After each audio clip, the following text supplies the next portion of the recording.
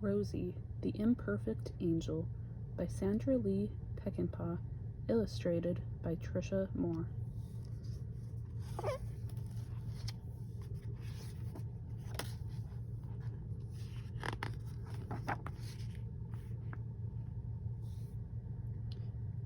"Something's up," said the little boy with skyward eyes.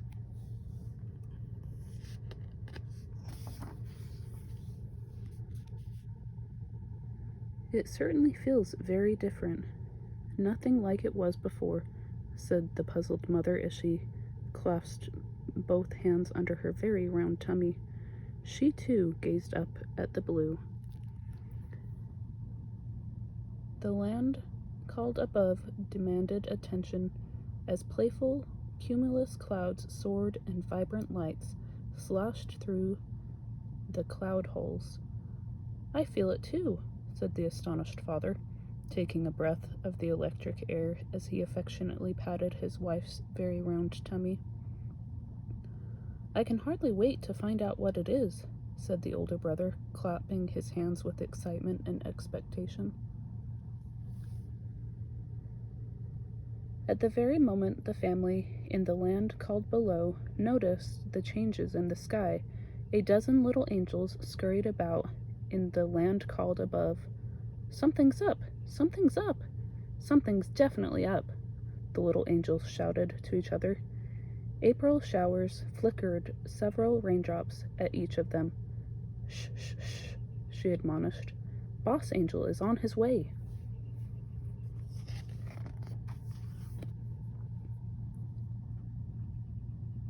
"Boss Angel!" The little angels dashed to their work.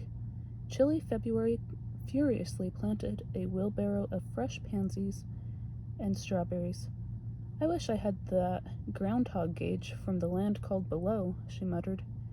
Breezy March whisked away weeds and dead leaves. Mayflowers scurried to her fragrant boughs. June beetles tidied up her vegetable beds and flicked away the pixie flies. Snapdragon skipped among her July blooms. Marigold August smiled with satisfaction at her perfect flower beds. Stately September Maple Leaf surveyed her brilliant trees. "Give me a hand with this thing," Pumpkin Pie screeched. "It weighs a ton." She labored to roll the huge orange squash through October's gates. Natalia Brown November, known as Nutty, gathered baskets of walnuts and acorns. Frosty December laced with another pine tree with snow. As the fog cleared in Central Park, Boss Angel surveyed the entrances to the 12 gardens. Tiny buds hung from golden vines that climbed over each arbor. Obediently, each little angel respectfully made way for Boss Angel. March discreetly kicked a stray leaf under a stepping stone. At the far end of the circle, all that could be seen were masses of bloomless twigs, and gnarled leafless branches covered with sharp black thorns. Boss Angel frowned. "And where is Rosey?" he demanded. 11 little angels lowered their eyes to their tiny feet.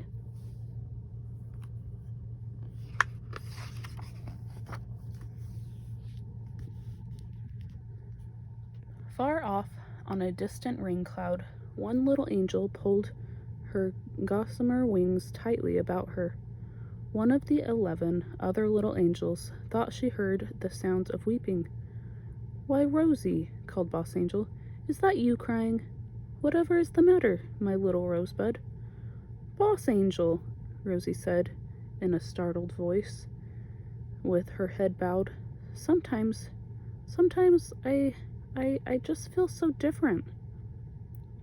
Boss Angel walked toward her, lifted her down from her little cloud, and placed his hand under her chin. He tilted her little face upwards and spoke to her kindly and affectionately of the truth. If the truth were known, Rosey had always been his favorite. Rosey, my dear, you are different. Perfectly different, Boss Angel told her softly. Now, don't you worry. Sometimes even here, in our lovely gardens, the greatest challenges bring the greatest rewards. Rosey, my dear, all will soon be revealed to you.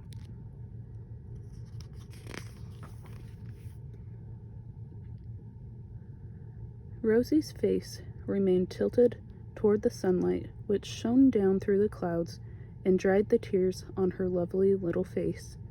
Her countenance was different, for her upper lip was divided, and on one side it curled up toward her little pink nose, looking for all the world just like a rose petal. Of course, this was the real reason Boss Angel had christened her Rosey the very first time he had seen her. Rosey would never forget that moment. The other angels had gathered around her to see her funny mouth. They had all tittered gleefully every time she took a deep breath of air, for she had whistled and snorted helplessly. Oh, how the other angels had laughed and laughed. Rosey had tried hard not to show that they had hurt her feelings. Boss Angel had hurried over as soon as he heard the mimicking, snickering sounds of other angels had made. Snort, snort, and oink, oink. 11 little angels had screeched. September's maple leaf had drawn herself up haughtily. She sounds just like a little piglet. The other little angels had doubled over in fits of laughter. Rosey had not said a word. She had been far too busy, desperately trying to hold her breath. Stop, Angel Boss had yelled. Rosey had been so startled by the anger in his voice that suddenly the air she had been frantically trying to control had exploded from her rosebud lips. Out had come the sound of a giant snort. 2 of the angels had covered their perfect little mouths with their tiny hand to squelch the giggles. Not another sound, Boss Angel had admonished them. Every single angel had become very, very still.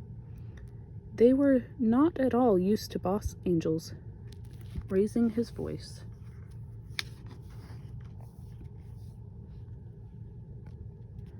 Boss Angel had walked slowly around Rosey.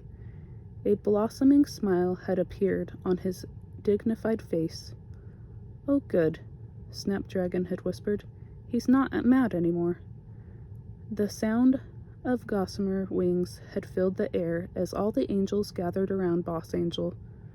My little angels, today is a day of celebration. I must name our newest angel just as I named each of you when you came here to our gardens. The little angels had nodded. Yes, yes, we remember. Boss Angel had placed his hand under the chin of the littlest angel and tilted her face upwards.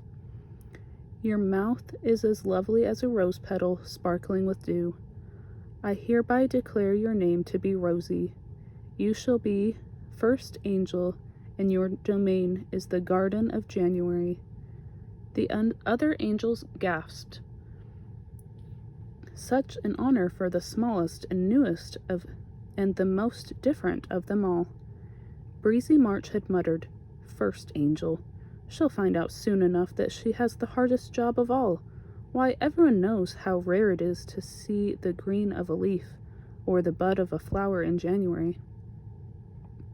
March whipped some wind-blown wisp of hair away from her face.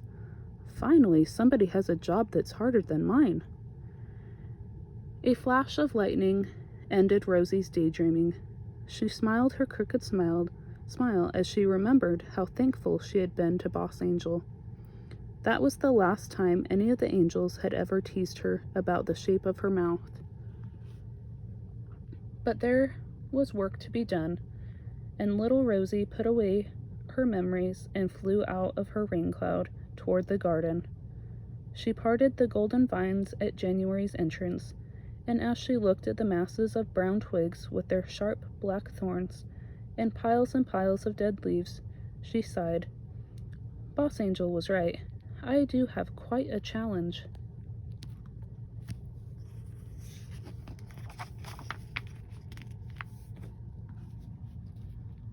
But Rosey remembered what Boss Angel had told her, that all would soon be revealed, and she set about diligently tending her garden. Rainbows arched through the skies, full moons waxed and waned. The smiling sun hurried the frost away to his winter kingdom, but still Rosey's January garden, although ever so much neater, remained filled with the same brown twigs, black thorns, and piles of dead leaves. One bright day, Rosey felt the wind against her cheek. She danced from garden to garden to see what the other angels were doing. She liked to admire their flowers and trees, and she always had encouraging words for each little angel gardener. The sight of their abundant blooms and the sweet fragrance of their flowers warmed her happy little heart. But today something was different. "There's magic in the air. Something's up. Something's up," she sang.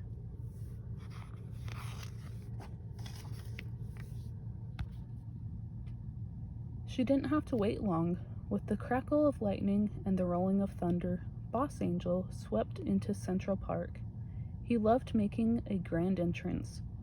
"Gather close, my little angels. We have an important mission to fill the land called below." His voice was kind, but his tone was very firm. "At the next lunar celebration, I want you to bring me bouquets and baskets of the most glorious gatherings from your gardens. The angel who has worked the hardest and achieved the most glorious results will be the angel whom I shall choose to fulfill an important mission in the land called below." And with that, Boss Angel vanished. A confident May Flowers smiled to herself. "I am certain to be chosen," she cooed. April Showers, overhearing May's comment, scrambled up her tiny ladder and looked over at May's garden. "All that depends on me, doesn't it? After all, everyone knows that April showers bring May flowers." Chilly February paid no attention. Her pansies were blooming and her strawberry plants were well established. Marigold August considered planting another row of azure cocklebills to add to her yellow blooms. Snapdragon wasn't worried. She already had all the colors of the rainbow among the massed blooms of her garden that stood tall and open to the sun.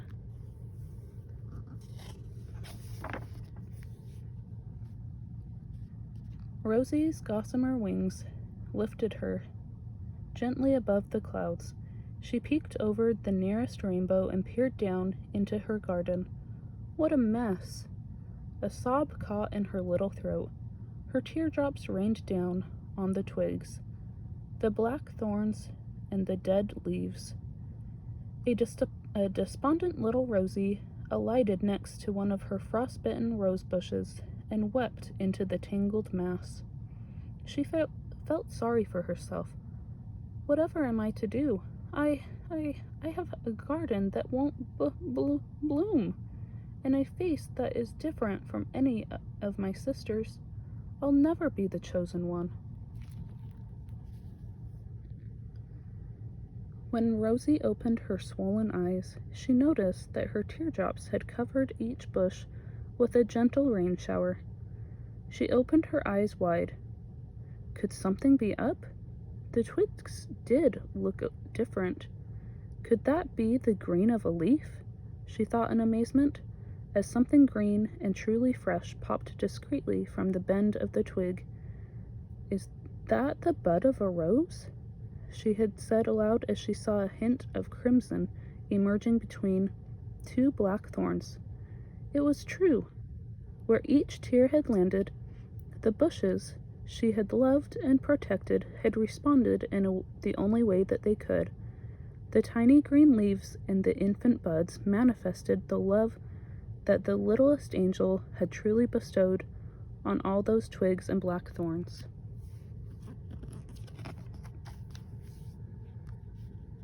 "My garden is blooming," My garden is blooming! Rosey danced around each twig and watched it turn green. She was so elated that she hugged the tiny bush thorns and all, and planted a kiss upon the tiny rosebud. Suddenly, each petal began to curl back, gently exposing the next petal and the next until the flower was in full bloom. Every bush joined in, and Rosey danced around her garden, welcoming and praising each and every rose. These were no ordinary roses. They had a special look of their own. Some had a curled petal or two. Some bloomed in colors that Rosey had never seen before. She could not believe her eyes.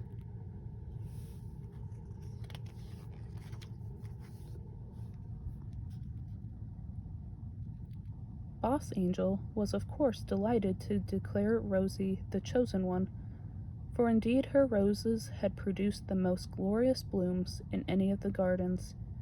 Even her sister angels commended her for her remarkable triumph. They could clearly see that Rosey's blooms, imperfect though they were, had captured the uniqueness of the sunbeams and the glory of the stars. Like Rosey, their differences defined their beauty. You see, my little Rosey, Boss Angel told her, you have met a great challenge. You had the ability within you all along. His face glowed with pride. Your reward is an even greater challenge. I have every confidence in you, my little rosebud. You must now go to a special garden in the land called Below. There you will have a joyful life as you bring the special family's garden into full bloom. You, little Rosey, more than anyone, can teach them the beauty of imperfection. Boss Angel tilted her face toward the sunlight and kissed her tiny little nose. Rosey thought she detected a tear in his eye. Boss Angel raised his arm and beckoned to the heavens. A shining cloud answered his call and wrapped itself gently around Rosey as Boss Angel and the 11 little angels waved goodbye. Goodbye, Rosey. We love you, they called, their voices echoing through the clouds in a song.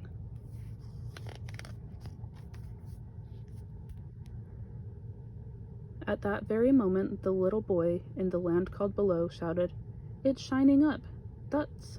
It's that special feeling again. Something is up. It's shining up."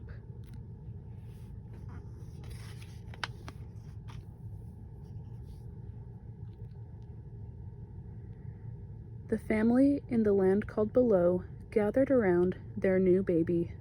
The mother's loving arms held her new infant, and the father's loving eyes smiled down at the baby with the crooked little rosebud mouth, and the brothers exclaimed, "She's the most beautiful little girl in all the land."